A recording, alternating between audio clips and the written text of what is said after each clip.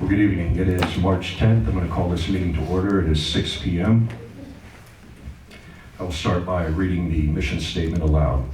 The mission of Monument Academy is to provide a challenging, content-rich academic program offered within an engaging, caring, and positive learning environment. Established on a solid foundation of knowledge, Monument Academy emphasizes academic excellence, respect, responsibility, character, and exemplary citizenship. Would everyone please rise for the Pledge of Allegiance? Pledge allegiance to the flag of the United States of America and to the republic for which it stands, one nation, under God, indivisible, with liberty and justice for all.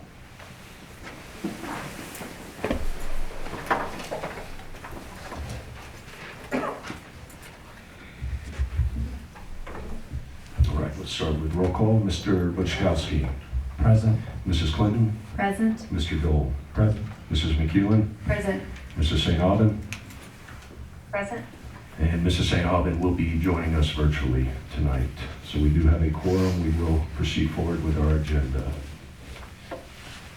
Or do we have any additions to the agenda that's been distributed? All right, I'll call for approval of the agenda. Is there any opposition? Seeing none, the agenda will stand, and that will move us into our school spotlight tonight. And Mrs. McEwen. Thank you. Good evening, everybody. Thank you guys for being here this evening with us. This is the fun portion that I get to do at the beginning of our board meetings. We like to start off by doing our school spotlight, where we have a chance to honor and recognize folks from our community. It can be a parent, it can be a teacher, a staff member, anybody, and anyone can nominate these folks. This evening we have two amazing people here to honor, and so I would ask that you join me at the end of my sharing to honor both of these folks. I'd like to begin by acknowledging Mr. Daniel Tucker. Mr. Tucker is a father of a student at our school and has volunteered at least once a month for our Watchdogs program. And I'm not sure if y'all are familiar with that program. If you're not, I would highly recommend that you do some reading up on that. It's an incredible program that we do at our school. We greatly appreciate your service, Mr. Tucker, and your willingness to take the time to come in and work with our precious students in each grade level. Mr. Tucker has interacted well with our students and has been a positive role model for them. The importance of male role models, especially in our schools, cannot be overstated.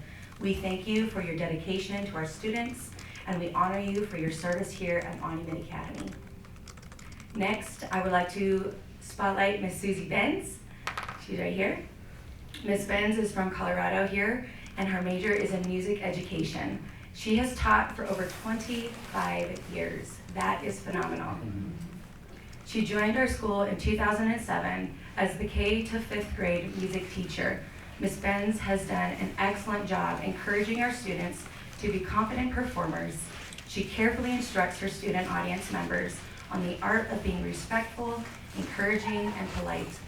Over her many years at our school, Ms. Benz has also overseen the talent shows, performance days, plays, the annual 3rd grade Turkey Woogie. Did I say that right? Or the Boogie Woogie. It's really fun if you haven't seen it.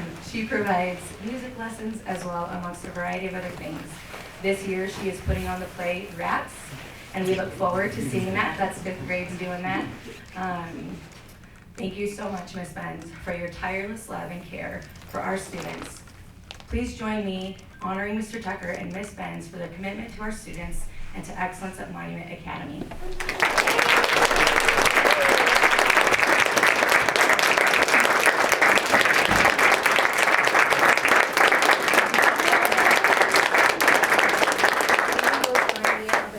Mr. Tucker and Ms. Benz, I want to do a photo. Where would you like us to be? Right here? Okay. Yeah. Thank you so much. Appreciate you. Thank you so much. I really appreciate it. Yeah, everybody to look at me. We'll Everybody look face this way. Turn. That's going to be a good picture. Got a good one last time. There's big three, so one of them maybe. Thank you so much.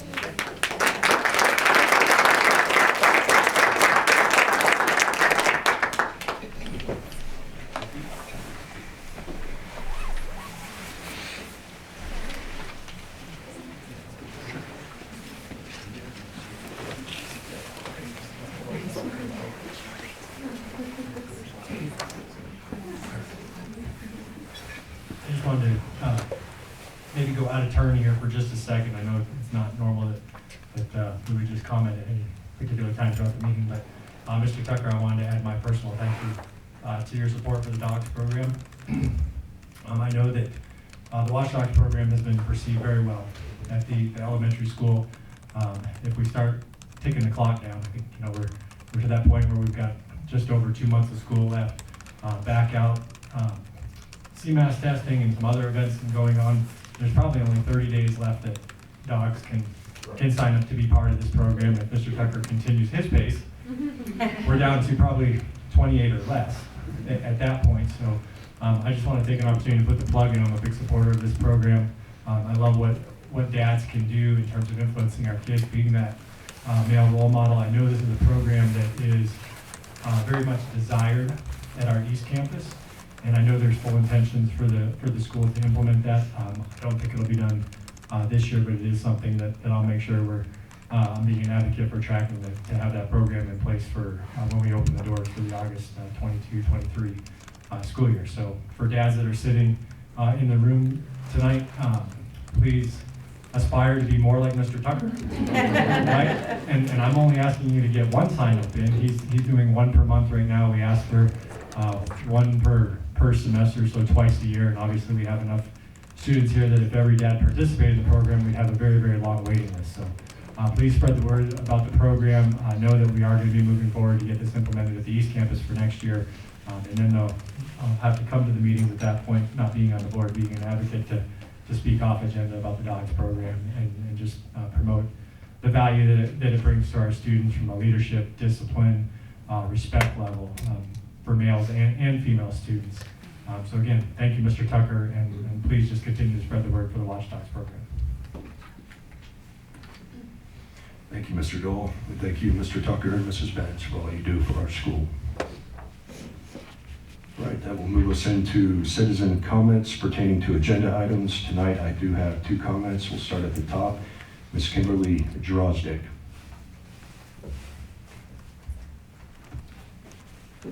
Good evening. Good evening. Thank you for allowing me to speak. This is short and sweet, and it's just a positive comment to all of you up at this board.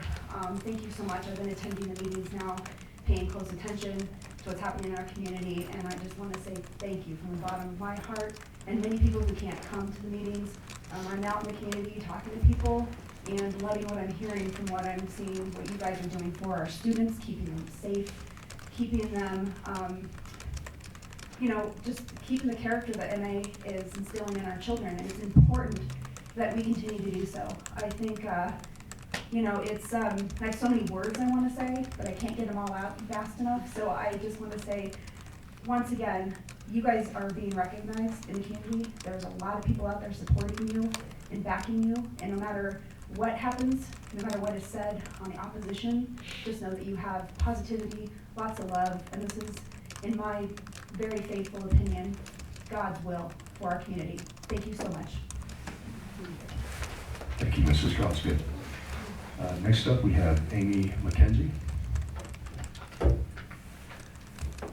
Hi, I just want to say thank you for considering the FASTER program, which would allow MA employees to quickly administer medical aid and concealed carry in cases of threats to students.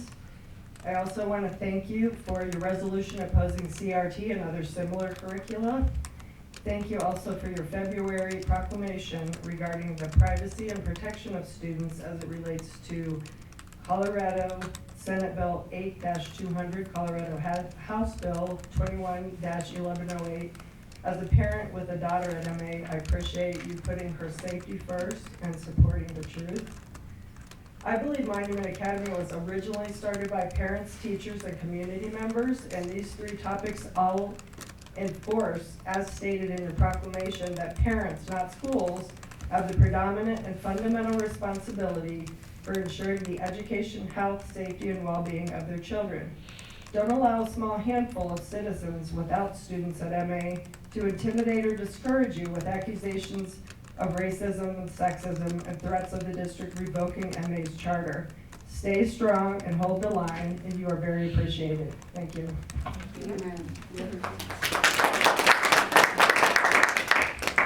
Thank you, Mrs. McKenzie.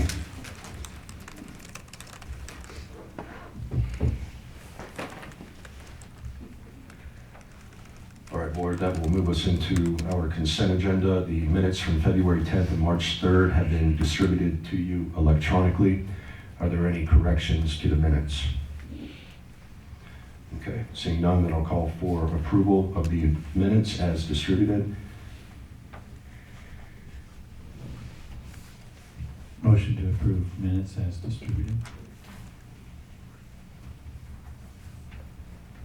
All right, I'll second that motion. Mr. Michkowski, how do you vote, sir? Aye. Mrs. Clinton? Aye. Mr. Dole? Aye. Mrs. McEwen? Aye. Mrs. St. Aubin? Aye. And for the record, Ryan Graham votes aye.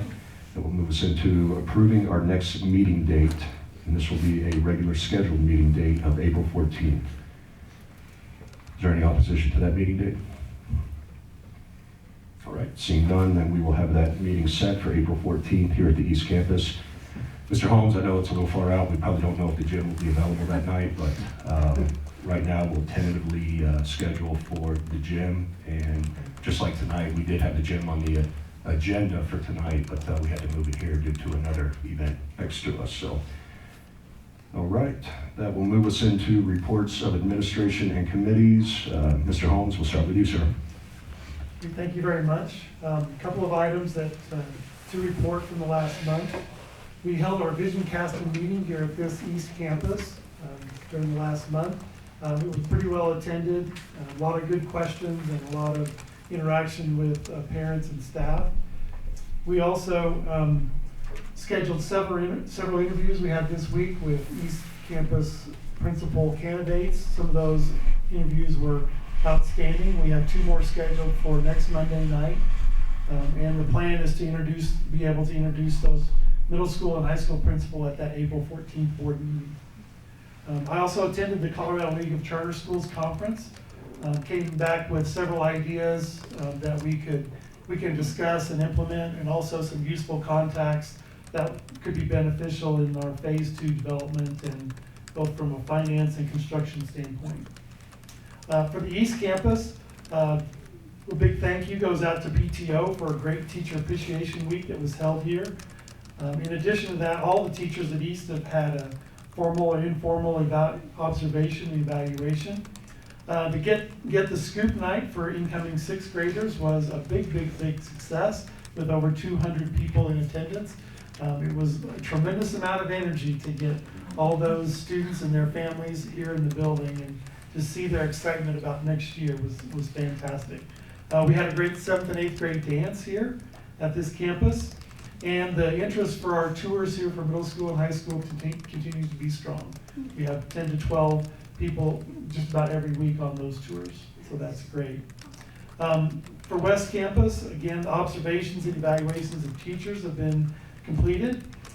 They're also have good interest at their tours in that building.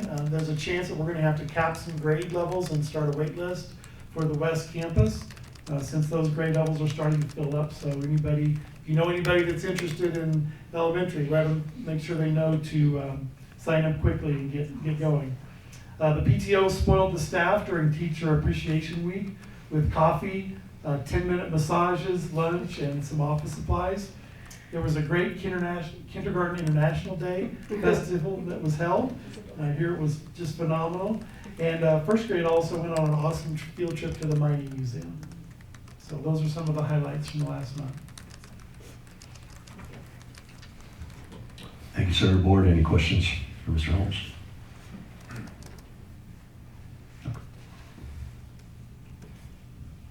All right, Mr. Brocklehurst with our CFO report. All right. We we are 2/3 of the way through the year, so 67% of the year's done. Revenue for the month of February was at $814,000 year to date, or fiscal year to date. We're at $7 million, which is 62% of the annual budgeted revenue. I oftentimes say that the reason for the variance is when the grant funds come in and when ESSER funds come in. I did a little checking on the CCSP grant for this school because we submitted some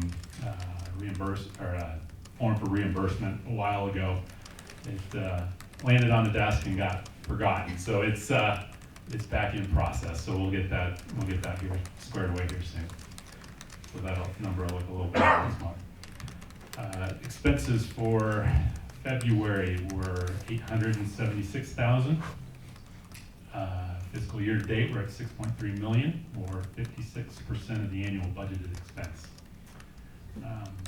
Similar things again, purchase services and repair expenditures a little less than our monthly budget. We had a net loss for February of $62,000. Fiscal year to date, we have a net income of $671,000. And for comparison, last year we had a net income of $432,000.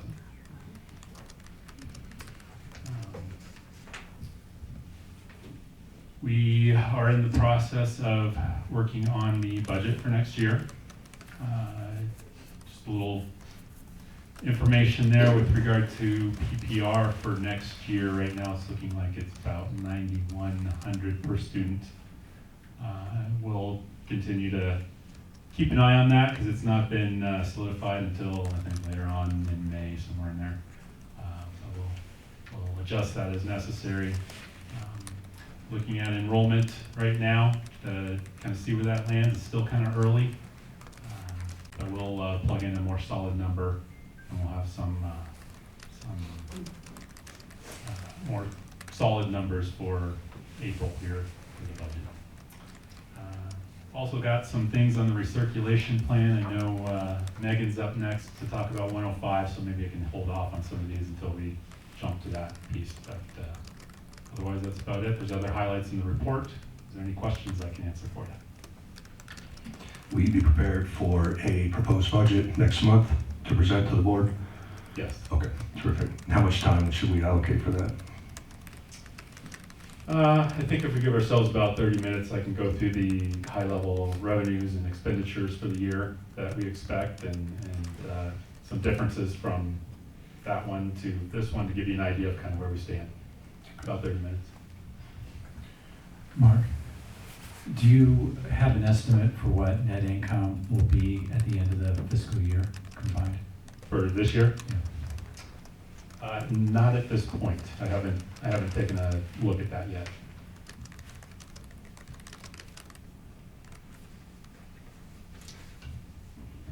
Mr. Rucklehurst, if I may ask for our April meeting, if we could target to have the preliminary budget for the next fiscal year, if we could have that approximately 1 week in advance. There's a lot of considerations obviously going into next year with bonds and phase 2 and everything. I think we'll need a couple extra days to be able to digest that and come up with the questions before we go through the presentation. Absolutely. Absolutely. Thank you.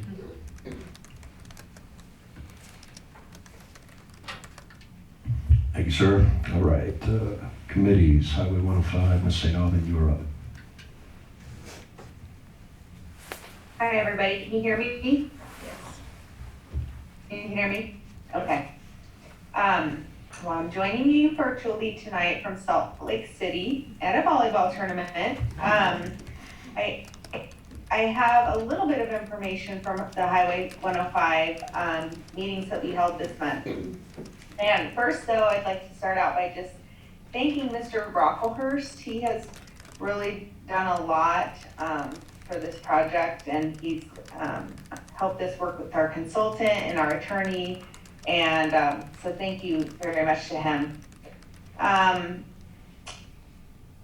Essentially, the stage we're in now is that we, as requested by the board, we had We hired a consultant, which is a civil engineering firm, Wilson and Company, and they reviewed the plans.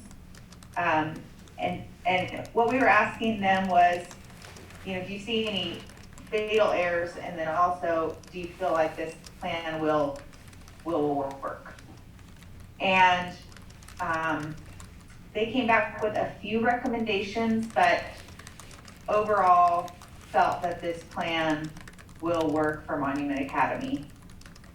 And I will let Ryan or Mark chime in if they want to give more information on that.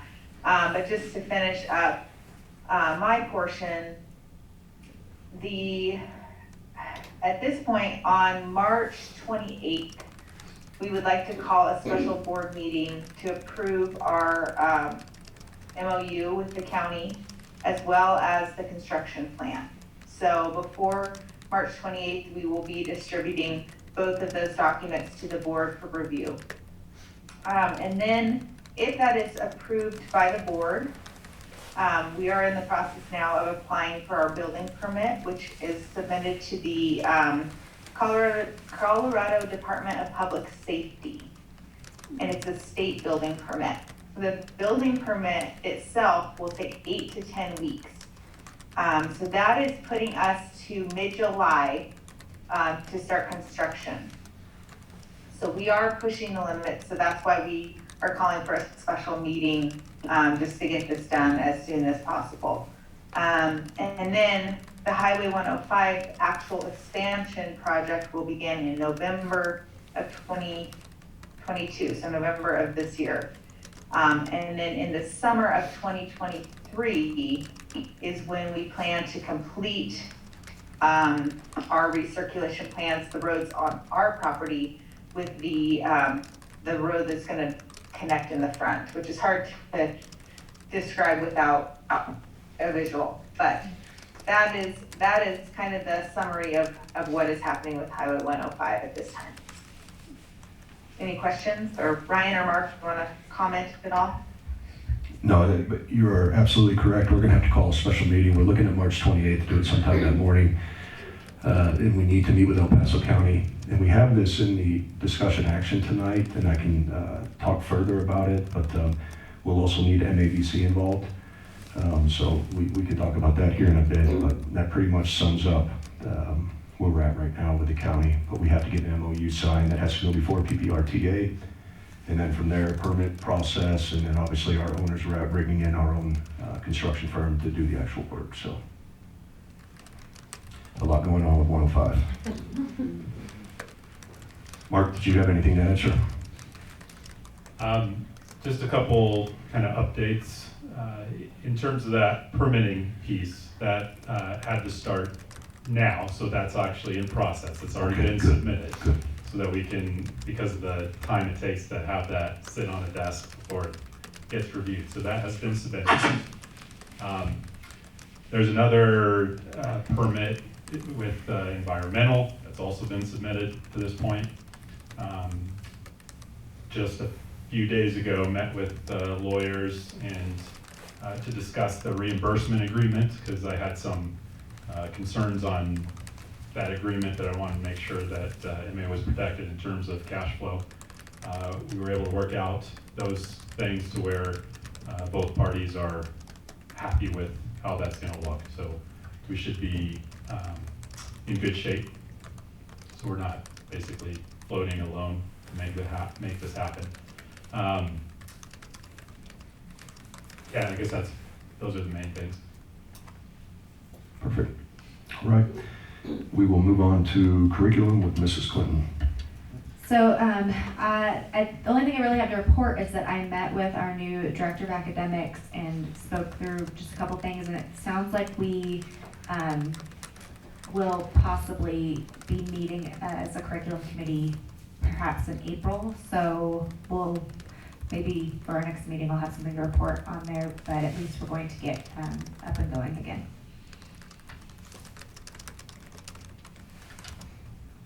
All right, thank you. And back to you, Mrs. St. Aubin, for the SAC Committee, West Campus. Okay, I don't have too much information. We did meet this month.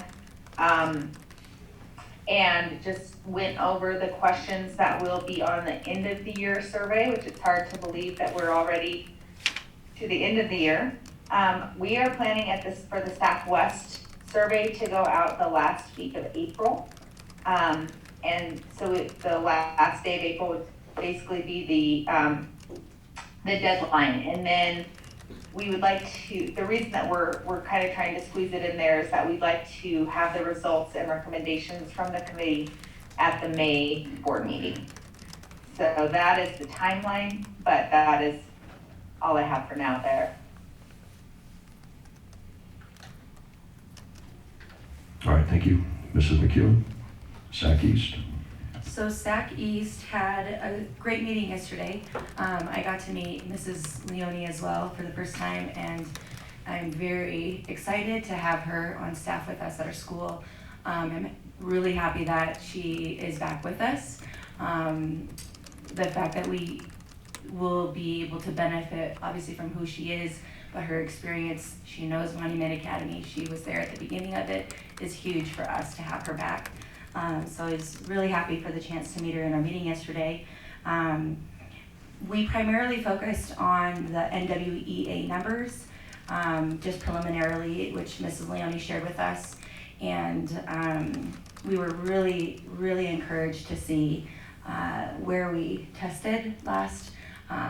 We have very high numbers, let me just say, average and above, very high. I would say 80s and above is where we are sitting at, which is huge, especially coming off of COVID and the challenges that were faced. So we were really happy to hear that, to see that together, and she shared on that. So I just want to say a big thank you, especially to our teachers. That's almost all entirely on you guys, your hard work, working with our kids, getting them back up to that excellent standard that we love and we're grateful for. And in regards to the end of the year survey, we are probably going to do a similar thing to SAC West as far as timeline goes. And but lastly, the letter that the board provided to, that the SAC committee provided to the board, we are working on our response as a board, and I believe we're planning on working on it at a retreat next month, and we will have our response letter out to the community shortly after that. Thank you, Mrs. McEwen. Nothing to report for policy governance tonight. That will move us into finance with Mr. Dole.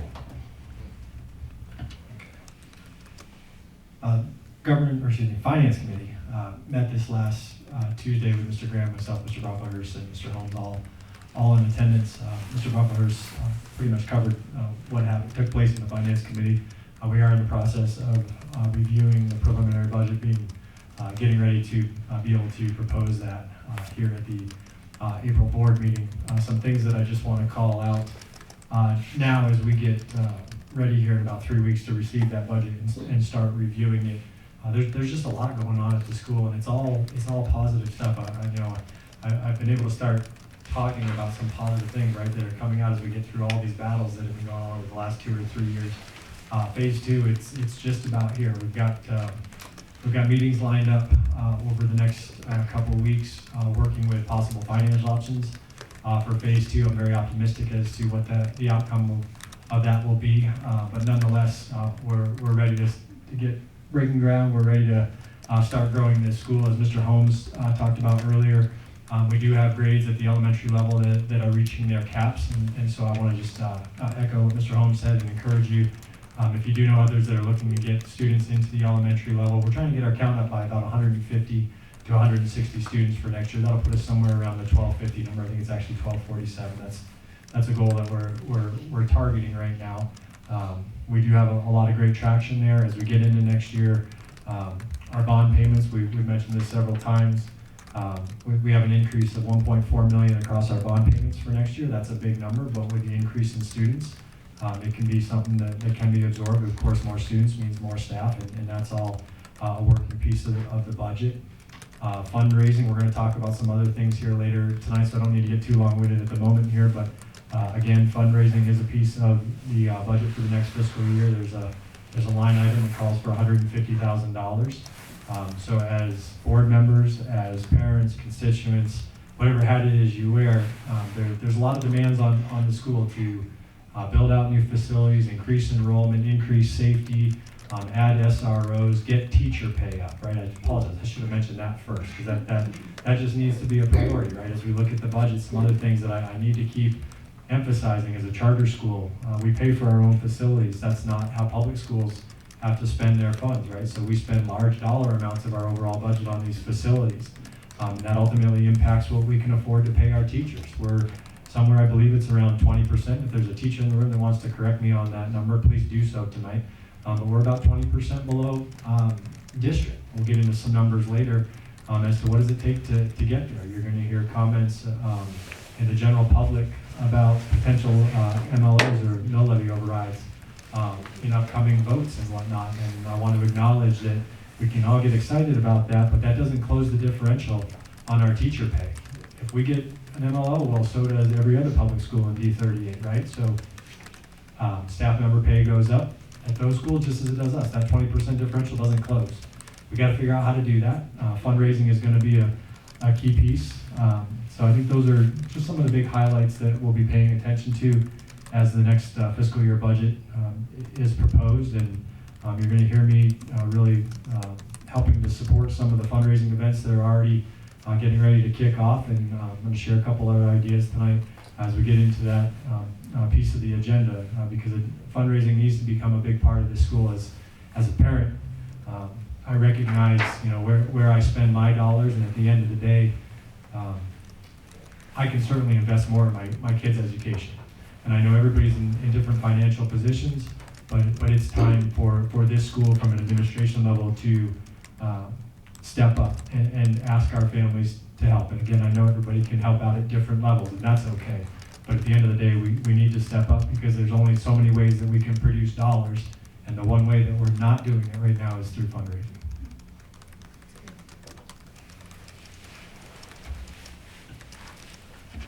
All right, thank you, Mr. Dole.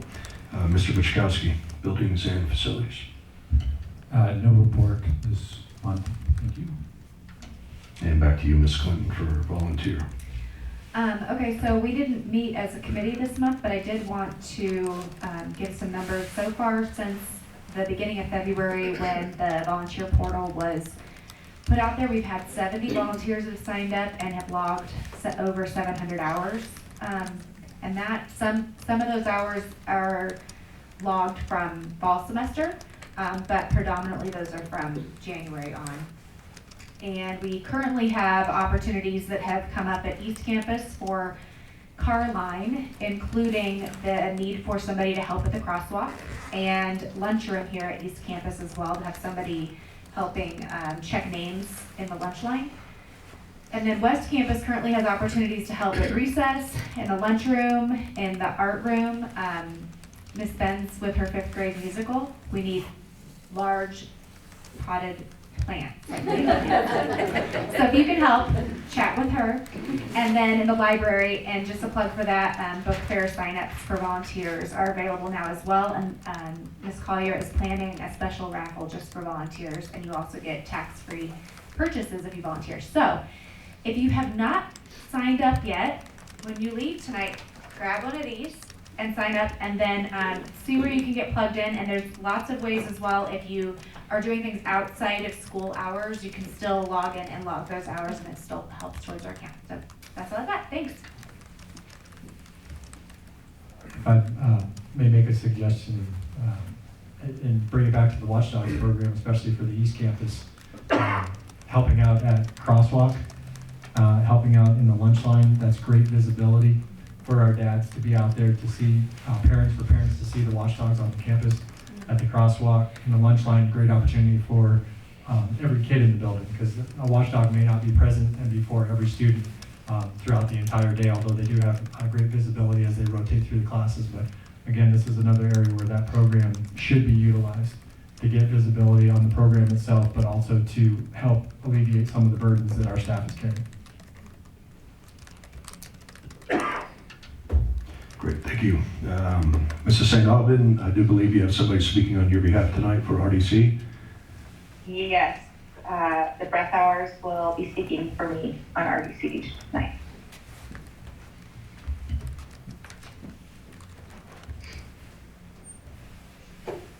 Hi, for those of you that don't know, 'cause I don't. Yeah, just Good. closer to it. Yep, for those of you that don't know, I'm Josh and this is my wife Wendy Breathauer. We have 2 girls here at Monument Academy. We have, about 3 years ago, we started the Monument Academy Safety Solutions Group with basically one goal in mind at that time, and that was to make our school as safe as possible. Since then, we've kind of grown a little bit, so I'm going to pick up a little bit where Chris left off, so thank you for obviously your words, Chris, on that piece of it. But our goal and our vision is obviously to keep our school and our kids and our faculty as safe as possible. With that comes fundraising. We don't get the funds that obviously the public schools get, and so it's on us parents and community members to step up, right? And so with that being said, we have an amazing event coming up 4 weeks from tonight, actually, at the Boot Barn Hall, Thursday, April 7th at 6:30. And right now we've gotten some great response from that, but we need more. We've got about 175 people committed so far. Our goal is to fill the place, and to fill the place, it's going to take about 400 people. And so we've got some scholarship opportunities for our teachers and our staff. So I don't want, obviously, the cost to push our teachers and our faculty away. So we definitely want you guys there. So great sponsorship opportunities for business owners in our community as well. And so we want businesses, and we already have businesses stepping up to the plate that have nothing to do with Monument Academy. They just believe in the community and they believe in our children. And so great sponsorship opportunities there. It's going to be a fun night. It's going to be we have a live auction, silent auction. The auctioneer that's coming has got great energy. So if anybody has ever been to a live auction event, you know what I'm talking about. It's going to be a lot of fun. Last week, if anybody was at the event or at the meeting last week, we had the Castillos here, and they have been extremely gracious to join us on our event April 7th and share their story with us. So if anybody wasn't here last week, you have to come April 7th. They are amazing people and have been through a lot, and they're going to be just crucial to what we're doing, and they have gotten 100% behind what we're doing here at Monument Academy. So extremely gracious and thankful that they're going to be joining us. Live auction event, like I said, we've got some great things to be auctioned off. We've got vacation rentals, custom golf clubs. We've got whiskey barrels, and so it's going to be a fun night. So we just love to have you guys there. But like Chris said earlier, it's on us. I mean, Monument Academy is a great place. Our kids have thrived here, and so we want to see that continue. I said earlier that it was security, but Chris had mentioned something that's even just as important, and that's our teachers' salaries. We all know that we've got great talent here, and we need to be able to keep that talent, and we need to be able to recruit great talent as well. And so with that obviously comes money. So it's on us to be able to do that. So hope to see you guys there. Wendy's got some additional ways to be able to raise funds. So obviously this first, our event April 7th is a stepping stone to where we want to go. But obviously that will not raise everything that we need. So we're kind of looking at some different options going from here. One thing we would like to do is do a pledge program and start at our event having those pledge forms on every table. and explain to people, we would love to have your commitment for next year's school year. So if that's monthly, if it's quarterly, annually, but we are gonna start giving parents the opportunity to, hey, help us out, whatever it is, let's kind of start to get a flow so we have a better idea of what's coming in and make it a little bit easier for our school to accomplish what we're looking to accomplish. So we're gonna start there, and then obviously, hopefully next year, send it in emails, beginning of school, whatever that looks like to kind of start that ball rolling, is one of our ideas. Possibly in our school fees. I know, Josh and I brought up this 3 years ago when we started this program. Looking at putting it there, obviously with an opt-out if it's not affordable, but I can tell you as a parent, if I see school safety for my children, that is top on my list. So another idea there possibly. I would like to bring back Grandparents' Day. I think that is something that was awesome for our kids and our grandparents. I would love to run a morning to honor them, and then have a grandparent get up and explain, obviously school looks different nowadays than when they were there, and what safety looks like and what we need, and help us protect our kiddos, and give them an opportunity there to do either a pledge or a one-time commitment, whatever that looks like. Really just using our resources, utilizing our resources of what we can, what's in front of us.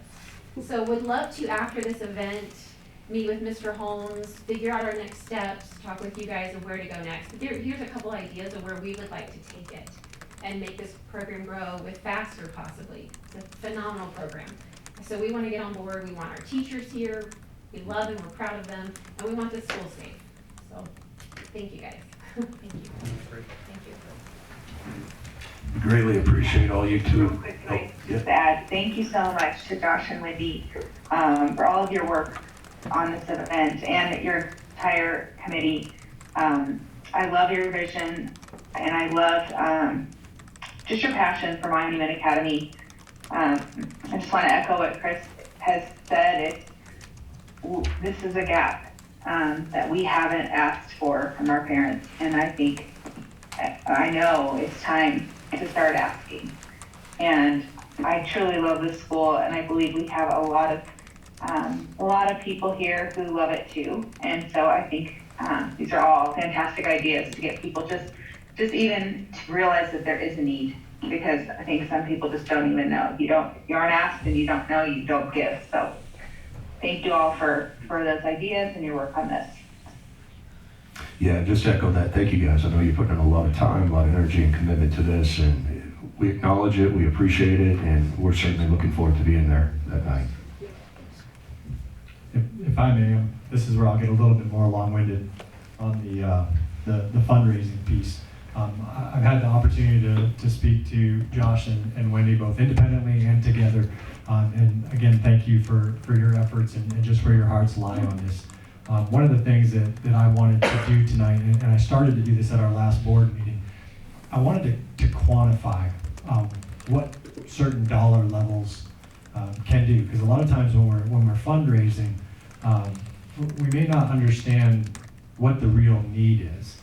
When we have a dollar value behind it, it helps to understand us. Maybe it encourages us to open up our pockets a little bit more, or understand our asks as parents. Are they realistic, right? How do we get there? I mentioned earlier that we have about a 20% differential just in teacher pay, right? And at the last board meeting, I mentioned that when you look at the overall staff of a school, in our staff, I think, do we have about 160 staff members, somewhere in there total? Yeah, we're at 155. Okay, so this is a starting point, right? 155 staff members. But now let's break it down into teachers, the way that teachers are coded in the accounting book and recognized from a payroll perspective. There's 72 teachers at Monument Academy today. The numbers that I want to share with you tonight, they're public. You can core request them anytime you want, right? So I'm not divulging anything that can't be correctly asked for. The payroll for Monument Academy is $3.7 million for 72 people. If we're 10% differential, that's $370,000. We have a 20% gap, right? That's $740,000 that it would take to put our teachers on par with the district. We have a huge demand for security today, and rightfully so. I support that. An SRO, I was actually under the misconception, I wanted to dig into these numbers. I'd always heard the term, or the number 50,000, that that's what it takes. But our SRO contracts, again, they're public. If you dig into it and understand what it truly costs to fund an SRO, it's just shy of $85,000. So if we close a gap for 740,000, we add 85,000, we're at 825,000. We're considering implementing a program such as FASTER. There's costs that go with that. Again, if you start really understanding what we ask for of this school as parents, what we desire to have for our children, we can't get there if we don't retain the teachers. They don't make enough to begin with, my opinion. I think most of us share that opinion. But it's significant dollars, and I'm proud of the fact that this couple before us, hosted this event 2 years ago, I think it was, and we raised $40,000. That's awesome. But as parents, we sit here and we ask and we ask and we ask. At the end of the day, I just added it up for all of us as parents. It's close to $1 million that we're asking for, but we're only giving $40,000. So I want you to take these numbers, I want you to spread these numbers to other parents that aren't here tonight, to friends, families that are interested. Tell them that. A 10% increase in salaries is $370,000. $740,000 if we want to close the gap. $85,000 to fund another SRO. Plus more money for a FASTER type program. These numbers need to be heard. They need to be understood as parents. I very much applaud the desire to put this ongoing donation.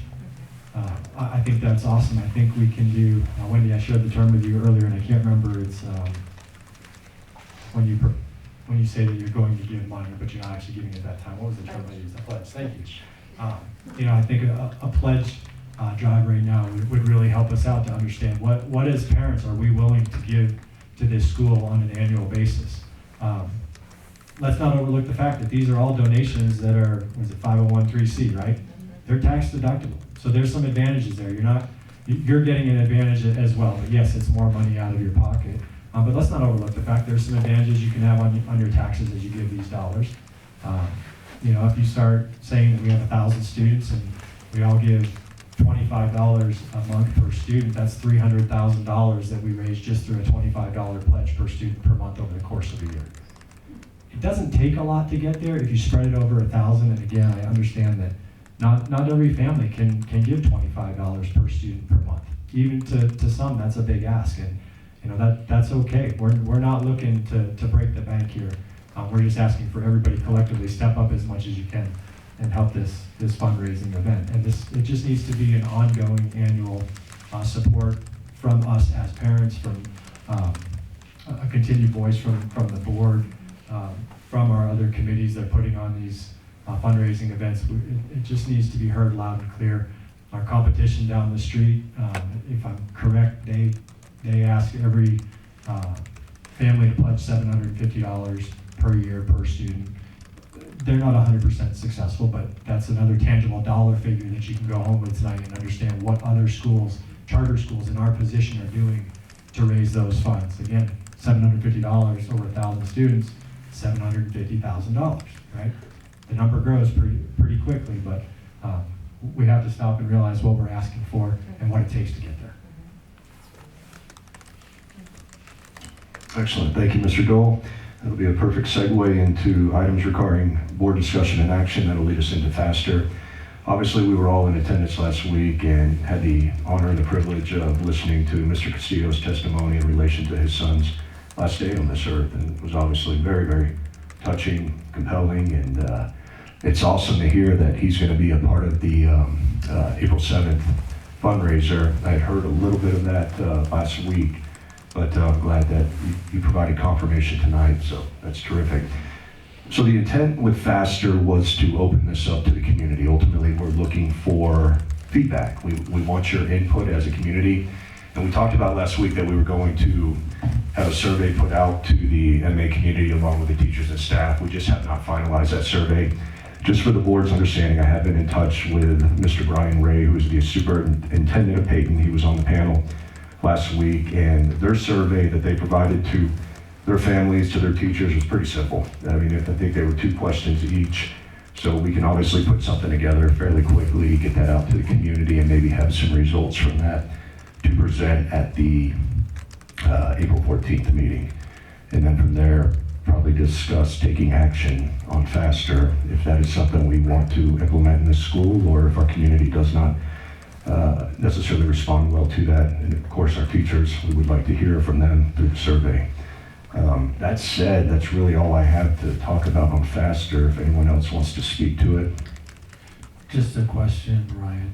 Is it possible to get, I think maybe Brian from Peyton, didn't they do some consulting to like look at schools, to look at vulnerabilities? Was that part of what we were going to do, is take a look at both campuses and see what the vulnerabilities are? That's going to be up to this board to decide if, once we receive that survey, the results back from the community, do we want to open that up for a consultation? I honestly don't even know where we would go to receive that, if it would just simply be a law enforcement agency that could provide that, or some other third party. But I do recall Brian did talk about that, so let me further engage him on that conversation and find out. There's one other thought I had in relation to that question, but I don't have an answer for it right now. The sheriff's department, Mr. Reno, getting them to come over and do that. Okay. So I mean, that is something this board can take action on, to have a consultation provided. It would make sense to see where our vulnerabilities are, and obviously that would need to remain confidential, just in light of, that information getting out. But So are we looking at making a decision in May? no timeline at this point. I believe after this board meeting, we just need to tee up a survey. We need to get that out. That's not my expertise. I can give you some questions, but I would be relying on someone else to put something together to send out. Ryan, along with the FASTER program, and Misty, I believe you're correct, that we can reach out to either El Paso County or even local monument, that they will offer to bring services in to review our facilities and understand where our weak points are. What I wanted to add to the conversation, I've heard it from several individuals, and I share this. Personally, I'm in support of the FASTER program, but I would like to see us address in greater detail the how we're going to handle psychological evaluation. That's exactly what I was going to bring up to you, Joe. So they do it internally. They have a written test, an oral board, and that is something that they do internally each and every year for analysis on the kind of the psychological side of things. I mean, ultimately, if we implement this program as a board, we can ultimately make that parameter, something that is moving forward, and we can do that as often as we would like. I certainly don't have the background of giving a psychological evaluation, but there are entities out there that would very much be able to help with that. I have no idea what costs would be, but if it is something that we could look at bringing in, by all means, that would be something that I would want to insist upon as a board member, that we make sure that psychological evaluations, mental health are being looked at for anybody that would be a part of that program. So am I understanding it correctly? We, the board, are going to be responsible for putting together basically a protocol for our school that includes the FASTER program. It would also comprise of the SRO, potentially 2 SROs, the FASTER program, and what that evaluation process is going to look like for anyone who would be applying to this program. We have to come up with, I guess, for lack of a better word, a job description. These are the steps, this is the process of what this is going to look like. So if that's correct, we need to do that and have that out to our community to be able to process and digest, and to our staff as well. Is this something that we could process together as a board during the April retreat? We can absolutely have conversation around policy and procedure, but yes, we would be tasked with implementing that, approving that, of course, and that would be part of garnering feedback from probably other school districts, our administrative staff, the threat assessment team, and just ultimately laying out what we would like to see, but we would have to be prepared to write policy on that, absolutely. I think it's really critical that we do, especially around the mental health piece of it. I think there's a lot of concern in the community around that, which is understandable. And I wonder if Mr. Rhea, is that his name? Ray, has possibly some information he could provide to us on what their protocol looks like and what they do for that ongoing piece of the mental health part.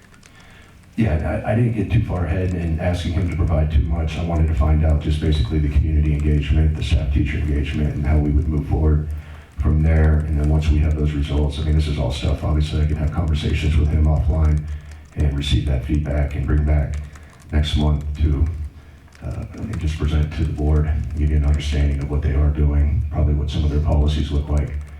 But there are other school districts across the state that have implemented this program, that do have policy in place and have gone down this road before. So we're not trailblazing on this by any stretch. And I would like to see us discuss something similar when we're having these conversations with the Superintendent Ray, that they have it's like their triad of the social emotional part, a triage training, and then the FASTER program that they've implemented all together. So just putting in a plug that that's something, as you're reaching out to him, I'd like to hear more about how they've put all of those things into place at their schools. Another thought I'm reminded of that was brought up at last week's meeting was just the need for just bolstering, I guess, the social emotional aspect and the relationship building and the need for that in our schools. I can't remember who it was that spoke to that and the concern that is out there right now with the high levels of anxiety that our youth are dealing with, and depression and different things like that.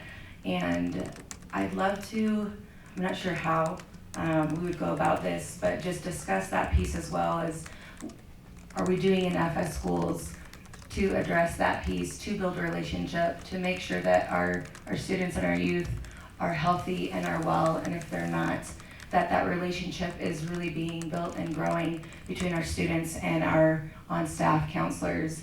And if there's any more, that we can do in that regard to just increase that and help that. Does that make sense? Absolutely. Added to that, Misty, if I can just chime in real quick. I think that as a board, our position in all of this is to set policy. I think a lot of the three-tiered approach and the social emotional, and that falls more in the threat assessment team. And we really, our part with FASTER, if we are going to implement that, is to just set policy for allowing that to happen. I don't think that we need to dig into or necessarily get into the weeds with everything, if that makes sense.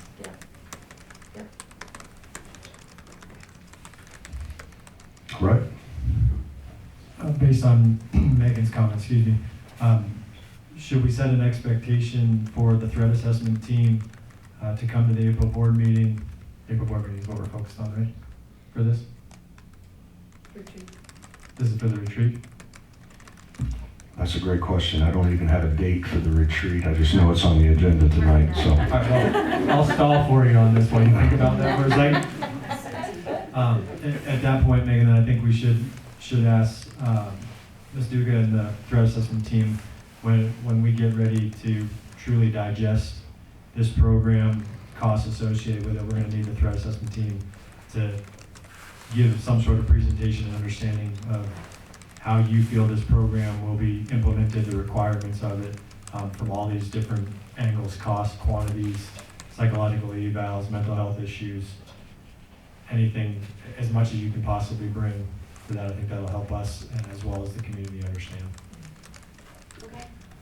And to Megan's point, absolutely. I mean, this would be something that we establish policy on, and then we're ultimately going to be hands-off to say, all right, the threat assessment team is ultimately going to be the individuals that are going to help implement this program. And of course, if the board needs to be doing other things, I mean, we're going to learn through this process as we're having these conversations, probably some of the other things that we need to help with. But the intent would be ultimately to get this team to your group, or the FASTER program to your team, that's what I'm trying to say, and then from there, being able to implement it at both schools. But again, we're not taking any action on this tonight. I don't want to create any illusion that we are set in making sure. I do want to hear our feedback from the community. I've already been getting emails, had a few conversations offline just since our meeting last week, so definitely it's going to be a topic that I imagine a lot of people are going to be engaged on. So, all right, let's move on to board term limits. Last week on February 10th, we did a first read. I'm going to go ahead and do a second read tonight. So I'll read the language that I would like to see added to the bylaws, Article 3, Section 3.2, Paragraph D, election and tenure. And then I will read the entire Article 3.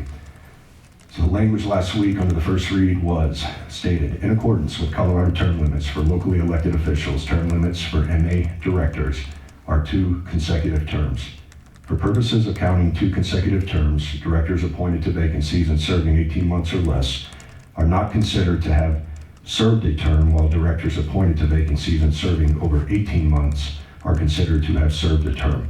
Any individuals meeting the 3.2A qualifications are eligible for re-election to 2 3-year terms after a 4-year hiatus between terms. So that is in accordance with Colorado state statute, basically setting us to 2 term limits. And of course, if you step off the board after that, which you would have to, a 4-year hiatus would ultimately allow you to come back to the board and serve another 2 terms. So with that said, I'll read Article 3, Section 3.2, Paragraph D with the amended language. The initial board of directors shall be the individuals named in the charter application. Subsequently, at each annual meeting of the directors after the classification described in Section 3.2, an election shall be held to elect a number of directors equal to the number of vacancies on the board.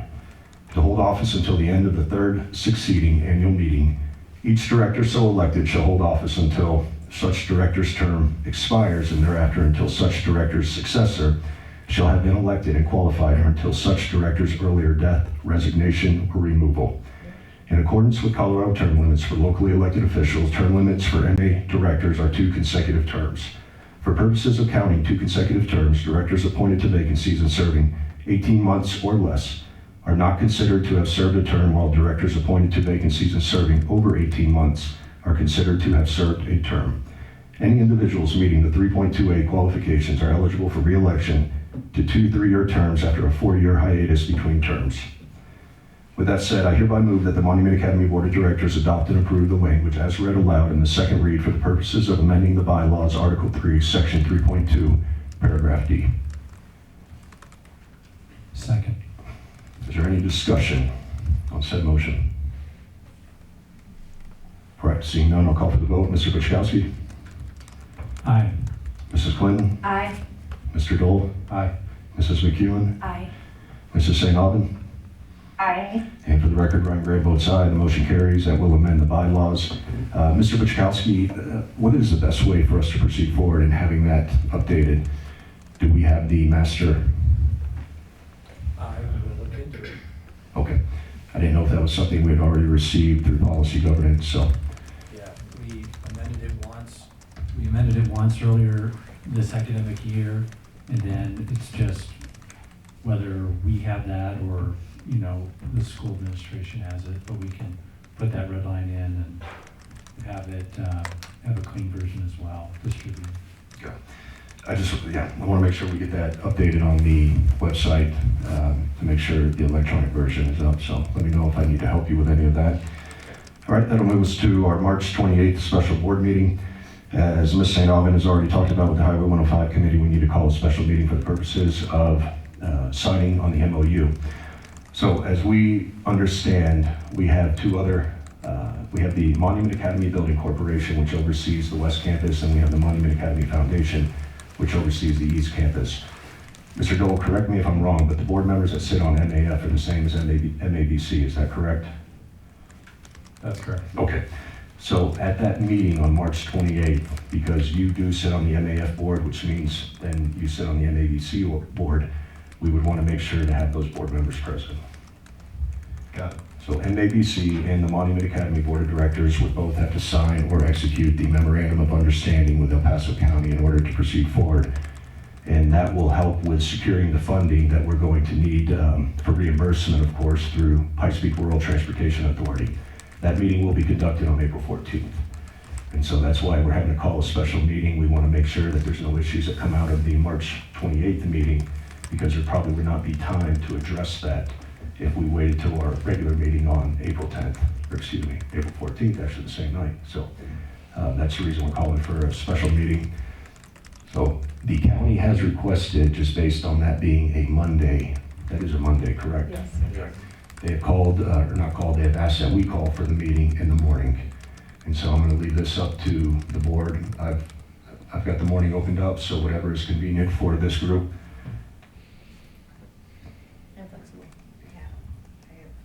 I would ask it if we can start it at 8 a.m. Okay. The only thing I would add is that we need to confirm our legal counsel could be there at that time. So could we tentatively set it at 8 a.m.? Can we do 8:30? Yeah, after Carline. 30 minutes? Yeah, just be real. Let's tentatively, then I'll make a motion that we set a special meeting for the purposes of meeting with the county and Monument Academy Building Corporation on March 28th at 8:30 a.m. Let me pause that motion before I continue and ask Mr. Holmes, would we have availability here at this campus or west on a Monday morning? It would be better at West. We have a couple rooms that are less used than this campus. Well, Especially and since it also, goes to 105. it'll be a dual purpose at that meeting with the MOU, but also reviewing the plans and approving the plans themselves. So I think meeting at West makes sense in case we need to walk it or, see it in person. Perfect. Continuing motion then will be at the west campus at 8:30 with a room to be determined. Megan, let me ask, so I'll need to convene Mark McWilliams and Melanie Strop as well for this. Do you feel it appropriate that yourself, myself, and those two meet to get them up to speed prior to that meeting? Sure. Okay. Yeah, I'm happy to meet with them. Okay. But timing is gonna be tough with spring break in there, so that might need to be, as early as next week. Okay. Well, I'll have to ask for a second to the motion. I'll second the motion. All right, any further discussion on it? No? All right, any opposition to said motion? All right, seeing none, the motion carries. We will meet March 28th, 8:30 at the West Campus for the purposes that we have just talked about. That moves us on to board elections update. I'm going to push this on to Ms. St. Aubin, if you're able to give us a quick update. Absolutely. So at this time, we have one candidate who has submitted an application for the board. As everyone knows, we have 3 open seats to fill. However, the board can operate with only 5. The minimum it can operate with is 5 members. So if we only end up having this one individual, then the board will still be okay to operate. We will continue receiving applications through the end of March.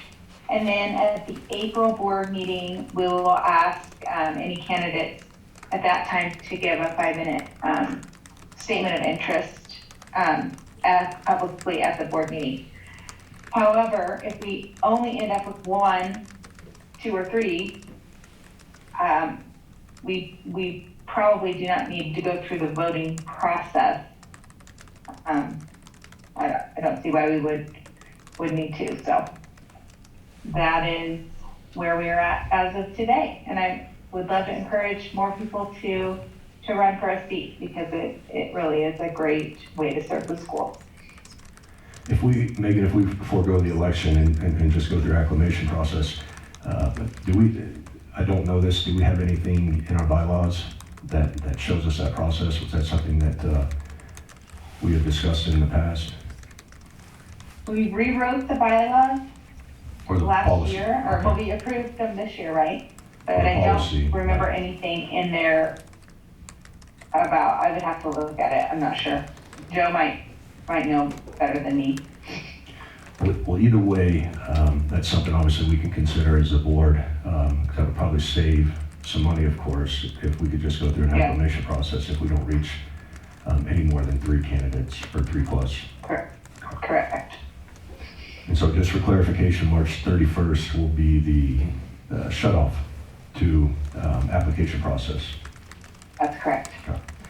And Ms. Clinton, if you can add to the agenda for next month, and I probably should bring this in new business, but I'll do it now while I'm thinking about it, is just add something on there, time frame for candidate presentation.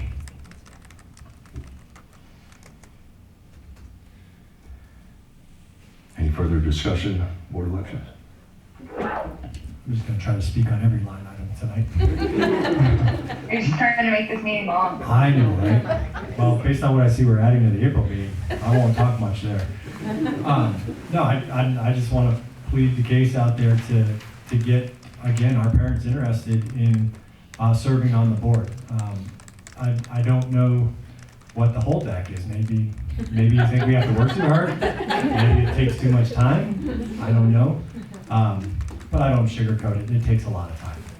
But I can promise you that it's one of the most rewarding positions in terms of getting to know this institution, the backbones of the institution, the staff that runs this institution.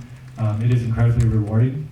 If there's anybody that is listening, sitting here tonight, wherever they may pick up on this meeting, if you're intimidated about sitting on the board, please do your best to get over that. You don't have to have the inner working knowledge of how to run a school. That's not your job. You sit up here as a representative of the parents, and believe me, that the parents will let you know what they're thinking, and they will help you in making decisions throughout the entire 3-year term, or I think I calculated 7.5 years if you serve less than 18 months on the first go around, right? And then you wait 4 years and you do it all over again.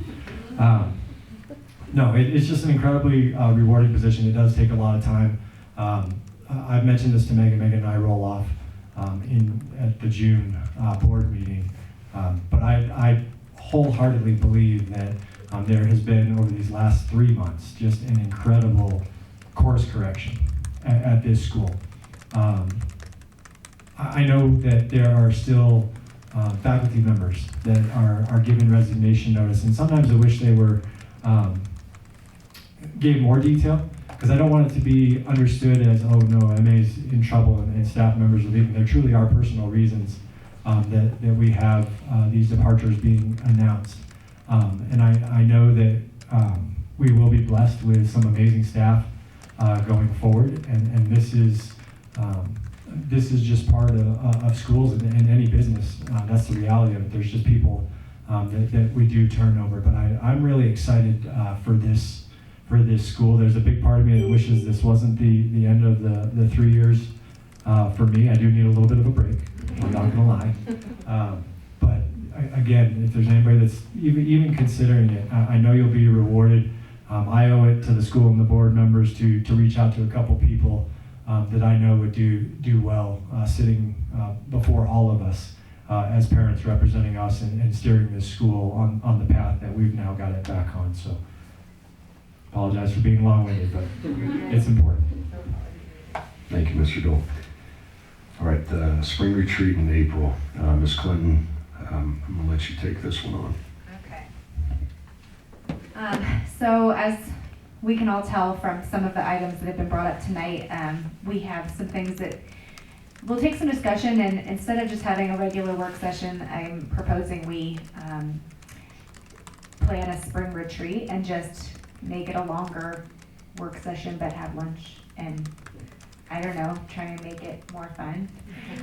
But use this, we would be able to use this time to discuss items like the security protocol that we talked about tonight, our school vision statement, if we have anything that we're wanting to look at with uniform policy things, just some discussions leading into our end of school year meeting in May. So it would just be an opportunity to do a work session and have some of those discussions and just make it a longer meeting and call it a retreat. So I have suggested some dates. I sent a little survey out. I only put Saturdays and Sundays on there, but Misty, you were asking about Fridays. My only hesitation was just if there's people that worked or had childcare issues with a Friday. But I guess I'll just open it up and ask if you want me to add Fridays in there and ask everybody again to give me kind of their preferences as I'm trying to plan this. What were the dates that you proposed? Oh, the first weekend of April, the second weekend of April, the last weekend of April, Saturdays and Sundays. Yeah, and I avoided Easter weekend.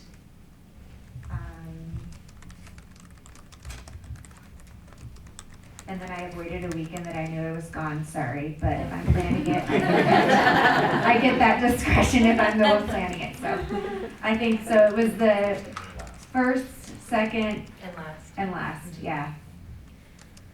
And I mean, I'm happy to open it up to Friday and put Fridays in there if that is better for everybody, but, Well, can we maybe just discuss it? I know of Lindsay's proposed weekend dates, there's only one that I possibly could make. I personally have a lot more flexibility during the week than I have on weekends, but I don't know if that's the case for everyone here.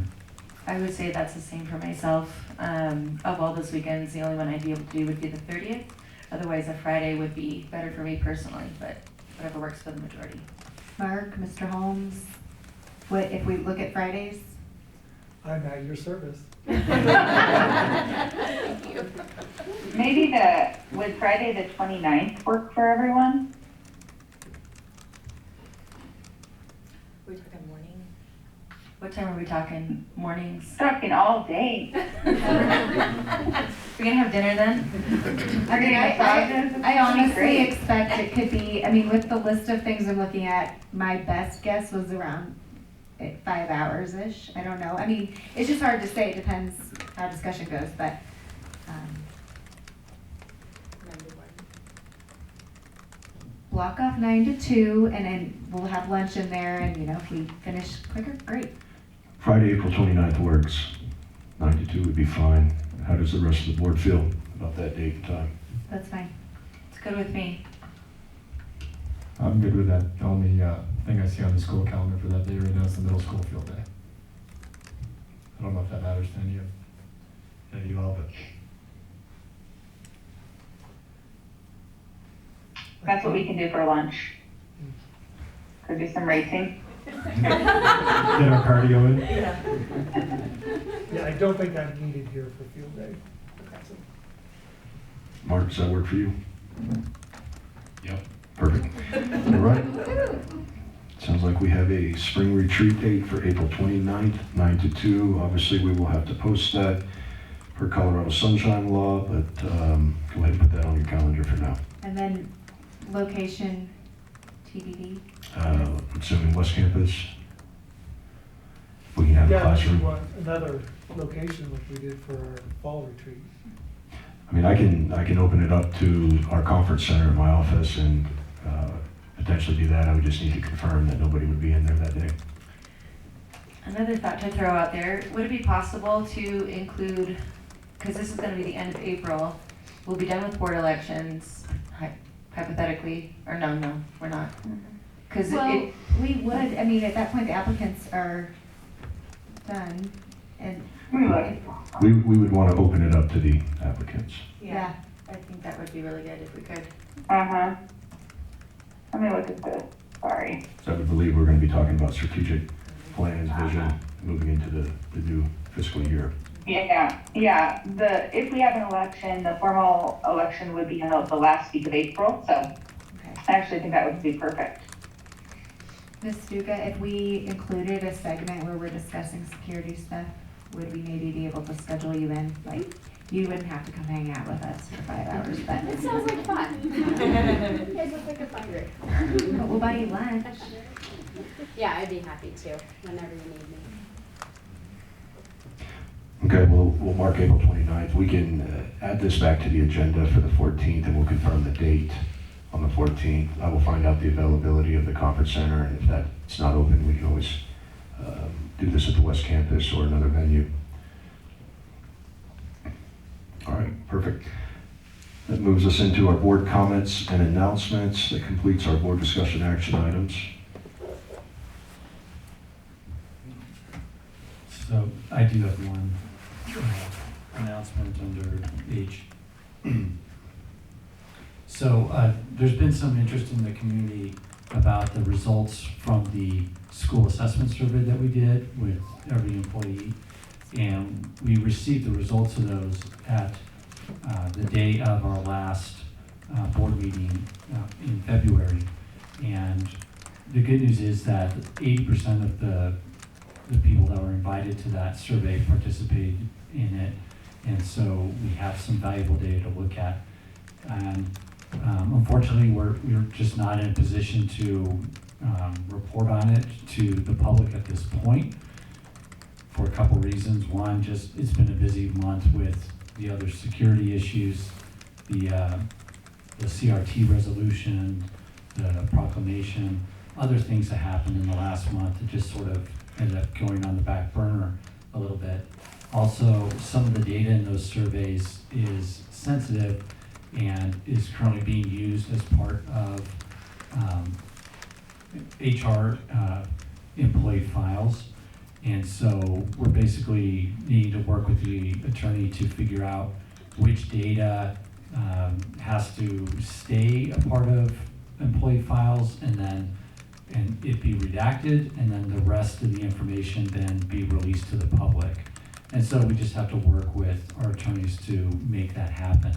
So there's just been more steps before we can release it, unfortunately, but that data is coming soon, and it'll be valuable for the whole community.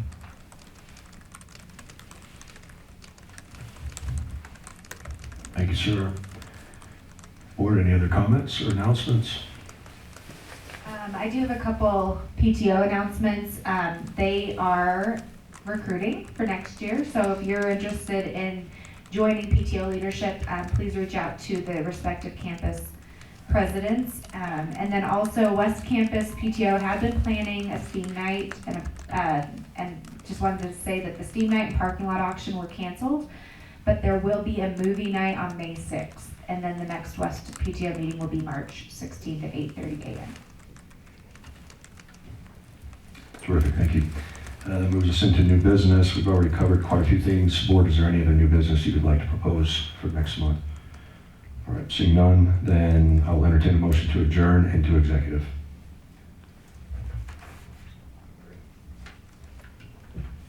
I'll motion to adjourn an executive session pursuant to CRS 24-6-4024F to discuss personnel matters in relation to the Employers Council survey as it relates to evaluating the COO. I second that motion. Any discussion on the motion? All right, seeing none, Mr. Buczkowski, how do you vote, sir?